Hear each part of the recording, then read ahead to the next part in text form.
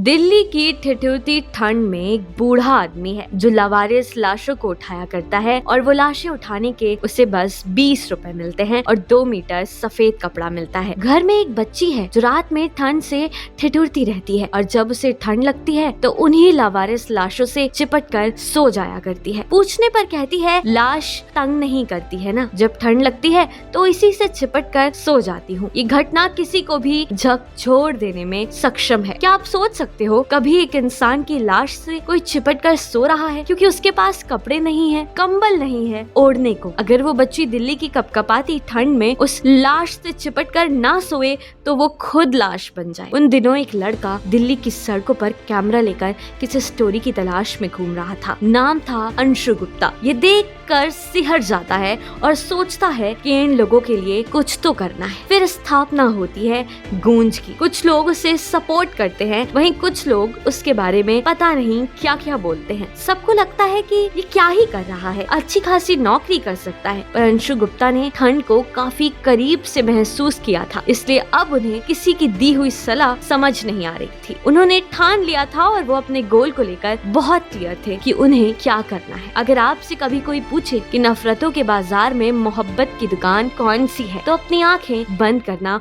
और बेझिझक कह देना गूंज। गूंज एक एनजीओ है जिसकी शुरुआत अंशु गुप्ता ने 1999 में की थी। अंशु गुप्ता को 2015 में रैमन मैग्सेसे पुरस्कार से पुरस्कृत किया गया था। इन्होंने लोगों की तकलीफ को बेहद करीब से देखा और उस पर रचनात्मक रूप से कार्य भी किया। अंशु गुप्ता को क्लोथिंग मैन के नाम से भी जाना जाता है। गूंज और अंशु गुप्ता चैरिटी के कॉन्सेप्ट को बिल्कुल अलग नजरिए से देखते हैं। वे कहते हैं charity takes away dignity of people और बिना डिग्निटी के अब डेवलपमेंट के बारे में सोच भी नहीं सकते। चैरिटी करने का या देने वाले का इंटेंशन बिल्कुल प्योर हो सकता है पर वो कभी भी लेने वाले के द्वारा सराही नहीं जाती है। गूंज लोगों को चीजें लेना नहीं, उन्हें कमाना सिखाता है। क्लोथिंग मैन बनने का एक और किस्सा है। 1991 की बात है। अंशु मास कम्युनिकेशन के स्टूडेंट थे और उन्हें फोटोग्राफी का काफी शौक था। उस वक्त उत्तराखंड में भूकंप आया हुआ था। वहाँ पर वो एक आदमी को देखते हैं जिसने जूट का एक बोरा पहन रखा था और उसके हाथ में एक पर्ची थी और वो बार बार कह रहा था मुझे कपड़े दे दो, मैं मर जाऊंगा, मुझे कंबल दे दो,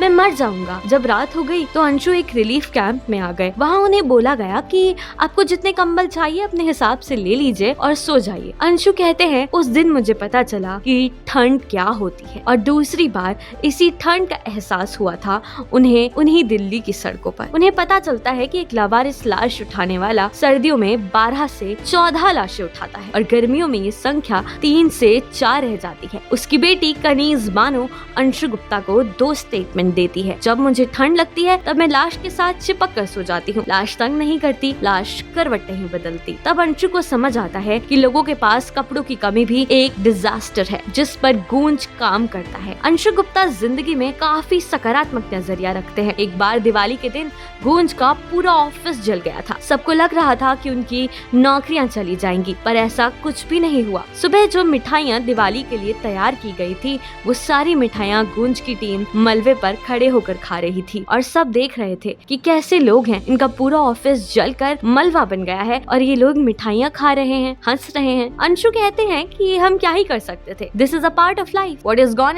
and this is how life works. सपने देखो, उन पर काम करो और सपने खुली आंखों से देखो। कोविड का वक्त 2020, एक साल जिसे हम कभी नहीं भूल सकते। उस दौरान जब हजारों की संख्या में लोग अपने घर वापस जा रहे थे तब गूंज ने लगातार उनकी मदद की, उन्हें राशन और मेडिकल की सुविधाएं प्रदान की, बल्कि उनके दर्द को करीब से महसूस भी किया। इसका अंदाजा हम इस कविता से लगा सकते हैं जो गूंज के संस्थापक द्वारा लिखी गई है। वो लिखते हैं, सुनो, हमने तो कभी नहीं कहा कि जिन मकानों में तुम बसे हो वो हमने बनाए, और हमने तो ये भी नहीं बताया कि जिस चावल पर तुम पलते हो वो हमने उगाए। हमने तो कभी नहीं जताया कि जिस सड़क पर गाड़ियाँ दौड़ती हैं तुम्हारी वो हमने बनाई। तुम्हारी दीवारों की चमक में हमारे हाथों का रंग है, तुम्हारे मकान की नींव में और उसकी छत में हम हैं। हमने तो कभी बोला ही नहीं कि जिन रिक्शों में तुम बैठते हो वो फेफड़े सींचते हैं हमारे। इतना सब कुछ करने के बाद भी अंशु गुप्ता की जड़ें जमीन से जुड़ी हुई हैं। गूंज इतनी बड़ी संस्था है पर फिर भी अभी तक अंशु गुप्ता के लिए वहाँ कोई स्पेशल कैबिन नहीं बनाया गया है। वो नॉर्मल ही सभी एम्प्लॉयज की तरह ही वहाँ बैठकर काम किया करते हैं। अंशु गुप्ता जैसे लोग जो देश के लोगों के लिए एक मसीहे का काम करते हैं, यूथ आइकन ऑफ इंडिया ऐसे लोगों को